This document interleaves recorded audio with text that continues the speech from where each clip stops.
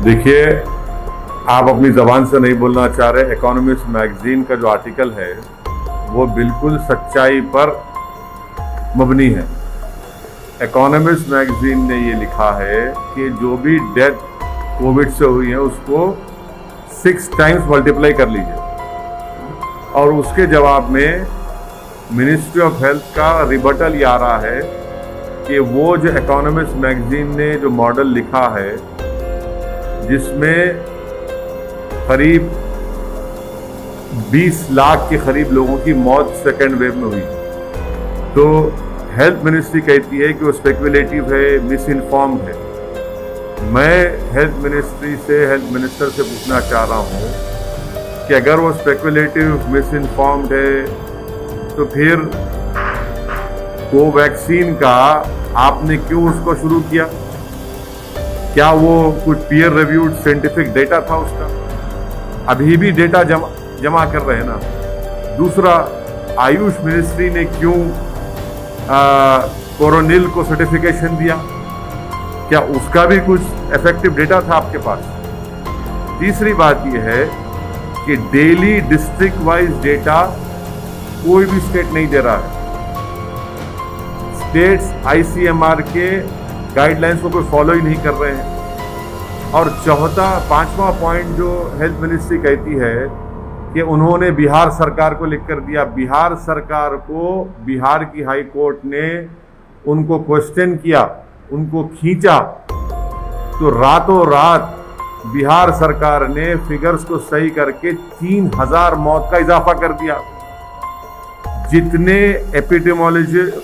Epidemiological models हैं, जो experts हैं, वो सब कह रहे हैं कि डेथ्स जो है वो 5 से 6 गुना ज्यादा है, और ये बिल्कुल सही है, इसमें कोई डिनाई नहीं कर सकता। ये सिर्फ मोदी सरकार ये कह रही है कि इतने मौतें नहीं हुए कोविड से। मोदी सरकार हकीकत को छुपा, सच्चाई को छुपा रही है। मोदी सरकार का रियलिटी से कोई टच ही नहीं है। वो आम भारत के लोगों की मौत, उनकी तकलीफ से उनका कोई ताल्लुक ही नहीं है, कनेक्शन ही खत्म हो चुका है, तो बिल्कुल अलूफ है। इसीलिए वो इस तरह की गलत बातें कर रहे हैं। हम सरकार का रिबटल भी कर रहे हैं। हर कोई ये कह रहा है कि इंश्योरेंस क्लेम्स, डेथ सर्टिफिकेट्स जो इशू हुए सेकेंड वेव में, और डेथ सर्टिफिकेट्स जो पहले वेव से पहले इशू होते थे, ये पूरे एपिडेमोलॉजिकल एक्सपर्ट्स हैं। इकोनॉमिस्ट मैगजीन में सी ओटर के यशवंत देशमुख ने भी इस बात को कहा। जब यशवंत देशमुख कहेगा बीजेपी स्टेट जीत रही तो थालियां मारेंगे, और जब यशवंत देशमुख कहेगा उसे एक स्टैटिस्टिशियन है वो भी इस बात को मान रहे हैं, तो आप उनको नहीं मानते। तो प्रॉब्लम ये है कि बीजेपी ये चाहती है कि सिर्फ उनकी तारीफ करो, उनकी तायीद करो और सुप्रीम लीडर जिंदाबाद के नारे लगाओ। जब सच्चाई सामने आती है कि इतने लोगों की मौत हुई है, इतने हजार बच्चे ऑर्फन हो चुके हैं, मानने को तैयार ही नहीं है। इसलिए नहीं मानते क्योंकि वो बैडली एक्सपोज हो चुके हैं। सेकेंड वेव की तैयारी बीजेपी मोदी सरकार ने कुछ नहीं की। वैक्सीनेशन का ऑर्डर देर से दिया, वैक्सीनेशन का सप्लाई गलत हुआ है, और यही वजह है कि इतने सब लोगों की मौत हुई है। तो इसलिए बीजेपी अपनी नाकामियों को छुपाने के लिए इस सच्चाई के फिगर्स को नहीं मानती। देखिए, अगर आप उनका जवाब पढ़ेंगे हेल्थ मिनिस्ट्री का, इकोनॉमिस्ट मैगजीन के रिबटल में हेल्थ मिनिस्ट्री ने कहा कि वो स्पेकुलेटिव है, मिस इन्फॉर्म्ड है और साइंटिफिक डेटा को फॉलो नहीं किया। तो मैं उनके जवाब में कह रहा हूं कि कोवैक्सीन को भी आपने 3rd ट्रायल का कंसेंट लिया ना जनता से, तो क्या आपके पास डेटा था? फिर मैंने कहा है कि कोरोनिल ये बाबा की है, आयुष मिनिस्ट्री ने सर्टिफाई करा, क्या उसका डेटा था आपके ने?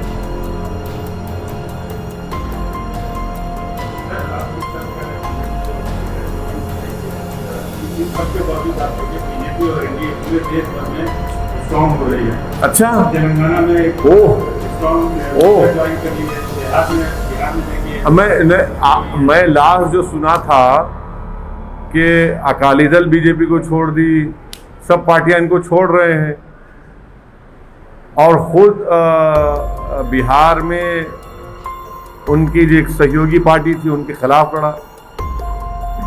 लोगों की लाशों के मीनार लग रहे हैं, गंगा में लाशें बह रही हैं, जमीन से लाशें निकल रही हैं, और आप कह रहे हैं कि मजबूत हो रहे हैं। गरीब भारत का मर रहा है, और एनडीए अगर मजबूत हो रही है गरीब के मरने पर, तो फिर इस मजबूती का क्या फायदा मेरे भाई? जब गरीब को दवा नहीं मिलती है, गरीब बेरोजगार हो चुका है, खाने को खाना नहीं है, करोड़ों लोग बेरोजगार हो चुके हैं, और इनकी तबाही और बर्बादी पर अगर एनडीए मजबूत हो रही है तो फिर इसको मजबूती कहेंगे आप?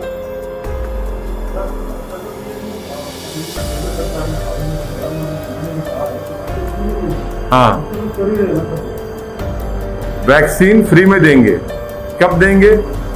हम खाक हो जाएंगे तुमको खबर होने तक। हम खाक हो जाएंगे मोदी जी को खबर होने तक। कितने वैक्सीन आप देंगे जुलाई में? जुलाई में फ्रंट लाइन वर्कर्स को, स्टाफ को, और ओवर 45 जो एज के लोग हैं उनको 30 करोड़ वैक्सीन होना। आपने सुप्रीम कोर्ट को जो 9 मई को एफिडेविट दिया उसमें कह रहे हैं कि जुलाई में मोदी सरकार 13 करोड़ 20 लाख वैक्सीन देगी। अब ये एडिशनल 17 करोड़ क्या मोदी जी मैजिशियन है? ठीक है, आप लोगों की नज़र में वो बहुत बड़े गॉड भी हो सकते हैं, मगर वैक्सीन बनाने के लिए तो 3 महीने लगेंगे ना। आम फाड़ करने से तो नहीं आ जाएगा ना। ये वैक्सीन ऐसा है, आप भक्तों के लिए कह रहा हूं कि टोपी से खरगोश निकालना आसान है, टोपी से फूल बनाना आसान है, मगर टोपी से ये नहीं निकलता वैक्सीन। वैक्सीन के लिए साइंटिस्ट को फैक्ट्री में बैठ के बनाना पड़ता है, उसके लिए पैसे देना पड़ता है, वो उन्होंने किया ही नहीं। तो जुलाई में ही 17 करोड़ वैक्सीन कम पड़ने वाले हैं। कहां से लाएंगे? क्या दिसंबर तक 213 करोड़ वैक्सीन आ जाएंगे? किसको बेवकूफ बना रहे हैं?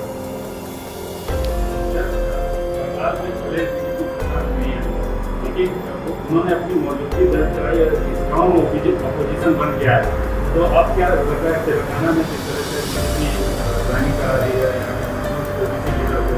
तो तेलंगाना में भी आपको लगता है कि बीजेपी या उस तरह से? देखिए, ये नागार्जुना सागर का एक बाई इलेक्शन हुआ था ना, जमानत भी नहीं बचा पाए बीजेपी के लोग। हैदराबाद रंगारेड्डी महबूब नगर का एमएलसी का इलेक्शन हुआ, हार गई बीजेपी। नलगुंडा वरंगल खम्मम का एमएलसी इलेक्शन हुआ, ग्रेजुएट्स का, बीजेपी का 4थे नंबर पे चले गई। अब आप लोगों की नजर में ये सब अच्छा दिख रहा है तो भाई मुझे नहीं मालूम, या तो आपकी दिमाग का नंबर जरा कम हो चुका है, आंख का नंबर कम हो सकता है या बढ़ सकता है, मगर ये दिमाग का नंबर अगर आप लोगों का कम हो रहा है तो फिर इसका इलाज मेरे पास नहीं है। हाँ ना आज जीएचएमसी में उसके बाद क्या हुआ? अच्छा, जीएचएमसी में आप बताइए कि सेकेंड वेव में कहीं नजर आए बीजेपी आपको? इतने लोग जो बीमार पड़ रहे थे, पीड़ित परिवार के पास कोई नहीं गए। हाँ, कहाँ गए? मौत में गए, मौत में गए कि जिंदगी में गए?